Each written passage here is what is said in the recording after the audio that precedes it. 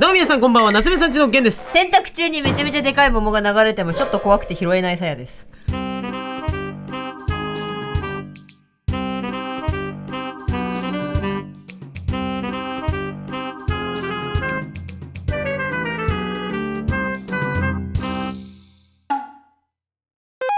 今現代ならな、洗濯中にでっかい桃がぐるんぐるんぐるんぐるん回ってるってことでしょ。可愛いってさ、でっ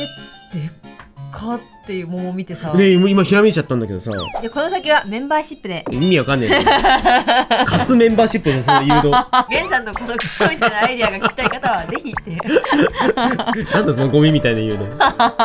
のいや今思いついちゃったんだけど、現代で桃太郎を描くとしたら、まあ、女性が洗濯をしてる、男性が芝刈りに行くみたいな、そもそもそれもいかがなものかみたいな話をしつつ、例えば家でさ、お母さんが洗濯、もうお父さんでもいいですよ、お父さんが洗濯を回しました。ドラム式洗濯機をグリングリングリンってなったらコットンコットンコットンってなんかやばい音がしてる。やばなんだピッて止めてバーンって開いたらなんかって桃がさ、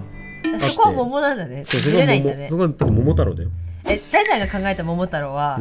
お母さんが洗濯中に、暇だから携帯いじってたら、数十万フォロワー持ってる、クソデカアカウント、過去ハードルネームは桃から、DM が届くっていうのはどうですか？令和っぽくないですか？令和っぽいわ。でしょ？確かに流れ玉感すごいわ。でしょ？何の話？何の話？まあ、ここどんぶらこしてるせいなんだけど、なんだ一方その頃でもう一方は何なの？ここでしょうよ。ダンデライオンゴーストフレア何なんだよずっと。ということで今回やっていく企画というか動画というか報告はこちら。お話しさせてください。ダンデライオンゴーストフレア進捗報告。イエーイ。こんな顔してる今。ほんとごめんって思った。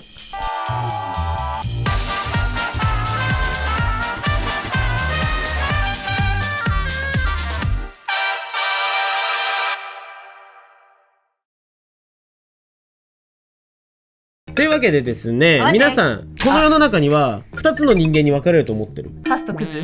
いうことじゃない人類みんなクズでそこから前世を取り戻していく物語みたいな、そういうことじゃなくて、そもそもの話3つの人間に分かれると思ってる。今この動画を見てる人は、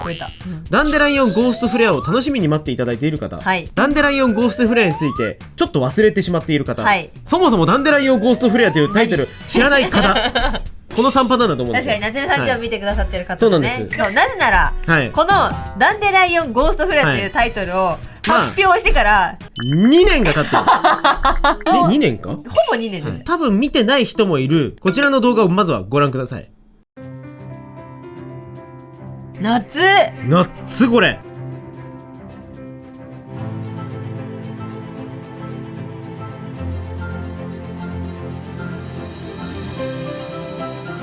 オンライン図ですよ。もう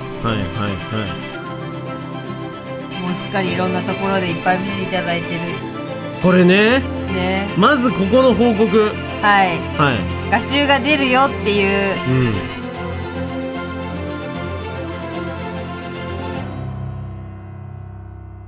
おしゃれ。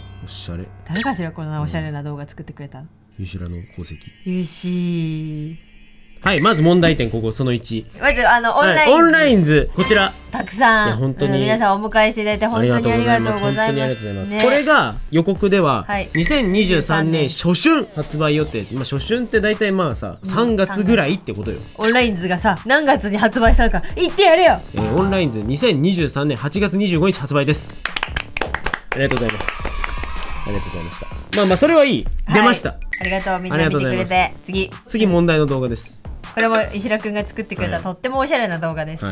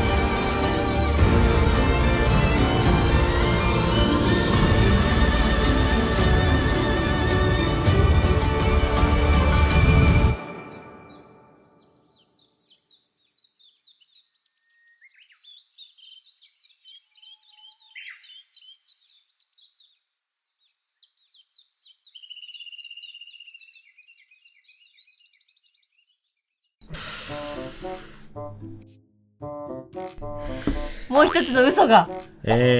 まあ今見ていただいた予告編があったと思うんですけども、はい、ダンデライオンゴーストフレア2023年発売予定。本当にすみません。申し訳ございません。申し訳ございません。できませんでしたね。これ2回目なんです。できませんでしたって言ってるのが。そうだね。まあ、ちょっといろいろありまして、2個理由がある。はい。まず子育てを舐めていた。舐めていたっていうと正確じゃないんですけど、こ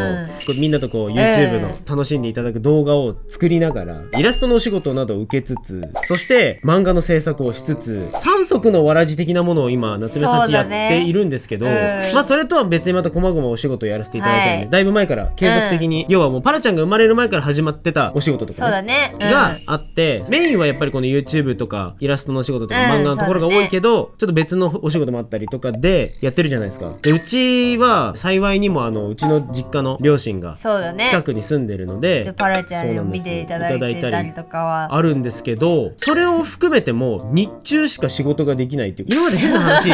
朝6時に起きるじゃん、2時まで仕事できたので2時まで仕事できなくなっちゃって、配信ある日とかは、ね、遅くても10時ぐらいまでしか仕事ができないまま、この漫画の執筆スケジュールがですね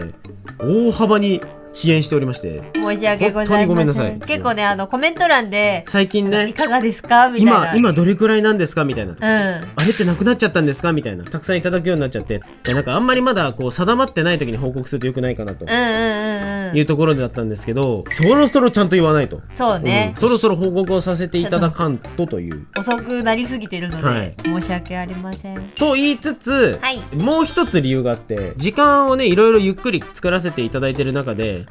最善の物語のボリュームが当初単行本一冊の予定だったんだよね。単行本一冊っていう物語の予定だったんです。読み切りの予定が、まずここの報告、上下巻ありがとうございます。ページが増えたどん。これは嬉しい、反面増えたんだっていう。いやでもちゃんと書きたい物語を書き切れるっていうのはすごい嬉しいことだから、ありがたいことで、それを書き切らせていただくために、上下巻っていうボリュームになりました。でさらにここからです。出版社さん、角川出版、角川さんです。角川さんです。もう超大手の有名出版社さんの角川さんから出させていただくことになったので、今目指しているのが2025年発売に決まりました。ありがとうございます。頑張ります。頑張ります。これは本当に、で今でも、ほぼ毎週担当編集さんと打ち合わせを重ねていて、少しずつ進行させていただいてるっていう状況なんですけども、今予告を見返して僕ちょっと引っかかる点がいくつかあって、ちょっと変わってるね。だいぶ変わってる。多分動画に出ていたセリフが実際は使われてないことが多分結構多い。使われてないセリフもあれば残ってるセリフもあれば、っていう意味でちょっとボリュームアップするにあたって、多分ね予告の雰囲気のセリフじゃないのもあるね。そうだね、感じのセリフが出てくるかどうかみたいな、あれ当時の進行していた物語の中にあるセリフから引っ張ってきてたからね。そうだね。ただなんか内容自体は大きくは変わってなくて、でもだいぶねなんかやっぱりここなくした方がいいんじゃないってもうスコッと取ったり、もともとあったボリュームをねバッサリ切って別のものを入れていろいろやって、上下巻みたいなボリューム感が今ね定まりまして、で中身ももうほぼ確定してます。そうだね、中身というかそのネーム、漫画の元みたいなやつでいうと、状態としてはほぼできている状態だねですね。で内容としては今上巻自体をもう動き始めているっていうのが、いやもうドキドキですよ。だからなんかさ、漫画って途中出すもんじゃないじゃないですか。だからなんかみんなにも報告することが特段なくて、ここまで放置しちゃったんですけど、とりあえず進んでるよというのだけお知らせできればなと。実はねキャラクターは、画集を見てくださった方は多分そうなんですね、もしかしたら今回のサムネにも出てるかもしれないし。そっか。でもあれからでもちょっとデザインも変わっちゃったけど、ちょっとねデザインも少しだけ変わったりはしつつ、でもおおよそ主人公はもちろん変わってなくて、都道府県別キャラクターで書かせてもらった時に、あなた千葉県を書きましたね。鈴原芽衣ちゃん書いたじゃないですか。書きました。実はちょっとずついろんなところに出てる、確かにチラチラと皆さんが不安にならないような小出しだけはしてたっていうとにかく楽しみにお待ちいただいた皆さんにはもうしばらくお待ちいただく形になるんですけど、まさか自分がこのセリフ言う日が来るとは思わなかったんだけど、原天堂ダイレクトじゃん。いや本当に当初予定していた開発よりも大幅に遅れが生じており、また内容のボリュームアップを検討しているため、続報をもうしばらくお待ちいただければと思いますっていう状態です今。ゲームとかさ、うん、買う側僕もそうなんだけど、めっちゃ楽しみにしてたゼルダのが、その開発が大幅に遅れておりますみたいなやつあったりしたじゃんね、昔ね。聞くとやっぱりさ、うわまだ出ねえのかよと思ってさ、うわーとか思ってるんだけど、これを報告する立場となると随分なんか気持ちが違うなっていう。そうね、まあ、そんなでかいもんじゃないんですけどね、ゲームのでっかい開発とかそういう話じゃないんだけど、我々が頑張るみたいな話になっちゃうんだけど、楽しみにね思ってくれてる方がもういるっていうのが本当に嬉しい。なぜなら嬉しいし、俺たち初めての漫画だから。いやそうなんです。なんだかんだね、今後夏目さんちいろいろ目標あって、僕が単体で書き上げる漫画とか、さやが単体で書き上げる漫画とか、まあ、それぞれの世界観で書く漫画っていうのはちょっと考えてはいるんだけど、今回の一発目のね、はい、皆さんダンゴスって呼んでもらえたら嬉しいです。ダンデライオンゴスレフって名前が長すぎてずっとダンゴスっていう、どこ略すねみたいななんだけど、今回のこのダンゴスに関して言うと、一つの漫画の中で僕の絵柄で描いたキャラは僕の絵柄で描いたキャラ、さやの絵柄で描いたキャラ、さやの絵柄で描いたキャラを同時に存在させてるけど、物語は1個っていう、なんか世にも珍しい手法で、じゃあ全然いると思うんだよ、世界にいっぱいいろんな手法で作ってる方いるから、一名義で実はグループの漫画家さんとかって結構いらっしゃるとか、あと原作作画で分かれてるとか、そういうグループで作ってる漫画っていうのは多いんだけど、そうとも違う感じです。ちょっと違う感じですね。2人がバチバチし合いながらこの漫画を作るみたいな感じになってる、ずーっとバチバチよ。だから多分この手法で作ることは最初で最後なんだなって思いながらやってる。これは続かないわ続かないわって言ってまとまらんわって感じなんだよなチャレンジングなことを一発目からしてて、なんでそんなことしてんのって話なんだけど、もう始めちゃったからにはもうやりきりたいっていうぐらいのものを今考えられてるので、多分もうね、キャラクターが分かってる方とかなんか特にそう思うかもしれないけど、なんかさやさんとゲイさんどっちも自分の好き入れてるなっていうのが分かる、とにかくね、自分が描くキャラは好きなキャラというか、なんか今回テーマはやっぱり夏目さんち見てる方が楽しんでいただけるっていうのももちろんあるんで、もちろん知らないよって人にも面白く思ってもらえるような物語を作ってるっていう感じで今鋭意制作中ですね、期待していただければ幸いです。もんね、本当に期待してもらえるようなものを頑張って作ってるので、気づいたら出てるぐらいにできるように頑張るので、そうだから皆さんの元に発売日が発表されるのは上巻の発売日から発表されるので、でその後また続けて下巻の発売日が発表されるというのが、この後年末年始ぐらいに報告できるんじゃないかなという感じで今動いてます。ぜひ鈴原メイちゃんとレイクロフト・フォン・レインズバローをどうぞよろしくお願いします。なんやねんその名前って思うんだけどこのなんやねんその名前っていうのも物語に大きく関わってるので、何喋ってもネタバレになるんでちょっとその辺は喋らないようにしていきます。ぜひよろしくお願いします。大体話すこと終わったんだけど、とりあえずね、落書きでも今回皆さんにお伝えしたかったことはマジで全部喋ったんだけど、でも暇だから絵描きますわ。なんかさ、絵描かない夏目さんちって何の価値があるんだろう。主人公描こう。主人公描く？やっぱり主人公っぽいの描こう。ぽいのなんだ。主人公じゃないよ。だって恥ずかしいもんだって出しちゃったら、レイクロフト・レインズバローを出したら恥ずかしい。間違えちゃってるしね、名前。恥ずかしい今回ね、めちゃくちゃ変な作り方してて、とりあえずまずネームとして全体をバーって通すために、なんか大筋のシナリオというか、原作作画に別に分かれてるわけではないんだけど、ゲイさんが文字で一旦ストーリーを僕がなんかセリフというか、ね、バーっとなんかこう半小説みたいな感じで、小説までは詳細には書かないけどプロットよりも書いてる、からなんていうんだろうね、文字ネームというのか、文字ネーム、文字ネームが近いんじゃない？文字でネームを書くみたいな状態のやつを一気にやった後にさやが絵を一気に入れるみたいな感じでやってて、最終的には僕が描く絵の部分もさやがまず一旦イメージを起こすっていうので分業してそれでやってスピードを上げてるみたいな。すごい不思議だよね。さっき忍びと忍者の違いについて調べちゃったんだけど、忍びと忍者って違うんだ。全然関係ない話なんだけど、全然関係ないね。びっくりしたでしょ。知ってる？忍びと忍者の違い。知らない。何？それしか知らないんだ。言えよなんだよ、言えよ。なんかね、忍び師っていう、忍びなんていうのこれ、忍び師、忍師、忍びに武士の師って書く、なんか身分が一個もう一個あって、で忍びは武士じゃなくて、その忍び師みたいなやつは武士なんだって。その2つを総称すると忍者になるんだって。忍者は20種類に分けられるということなんですよ。へえ。会社がれた。もう明日学校で自慢できるわけです。話したくて学校で俺が？みんながじゃねえんだ。学校で自慢するんだ。学校でさんが自慢する。なんで俺学校でいつ行くんやねん。忍びって2種類あるの知ってんの？どうやる内容がしょうもない。もう間違えちゃった。と最近さ、うんなんかもう全然関係ない話なんだけどさ、うん絶対ペン入れめっちゃちゃんと真面目に使用習慣つけようかと思って。もういいじゃん。偉くない？偉いね。でしょどうしたっての？なんか絵下手だなと思って。すごい暗い話するじゃん。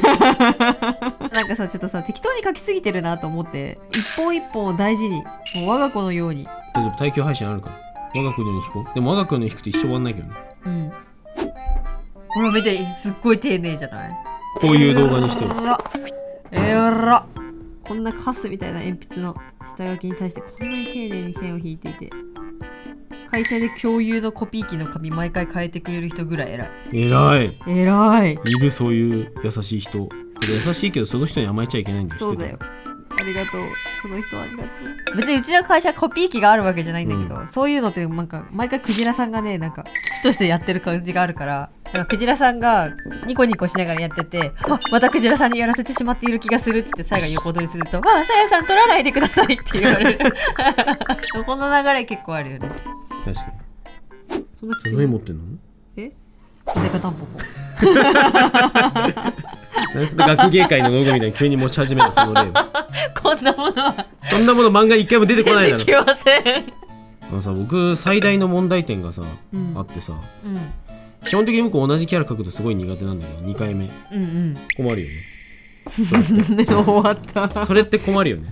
漫画を描くっていう行為にさ、対してそれってすごく困ることだよね。どう考えてもすごいよ。だって1ページにだって5回ぐらい同じ絵描かなきゃいけないんだよ。同じこう。確かに。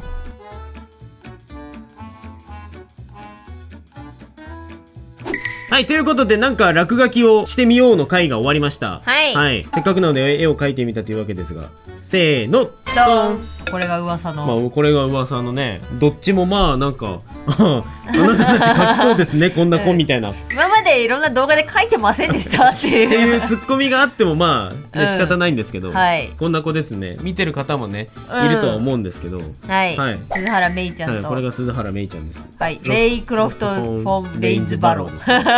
この名前がなんでこんな変な名前なのかっていうのもね、ちょっと、変な名前？王子様ですよ。王子様ね、失礼なこと言わないでください。王子様なんだけどね、何なんですかねこの王子様はっていうのと、この女子高生普通の日本っぽい、千葉県民です。千葉県民なんですけどとても可愛い千葉県民の、千葉県民なんです、メイちゃんなんですけど、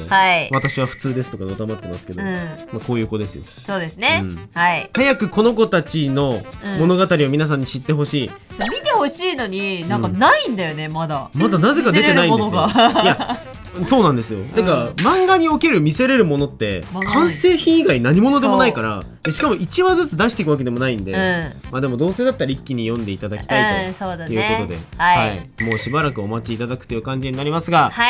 絶賛この子たちの物語を鋭意制作中ということで、執筆中でございますので、ぜひ皆さんも楽しみにしていただきつつ順次動いていきますので。あ、そうなんですよ。なのでまずはこの子たちからまずはこの子たちの物語をね、皆さんに思っていただけたら本当に嬉しいです。また続報が出る頃には報告動画を出すということだと思いますので、どうぞよろしくお願いします。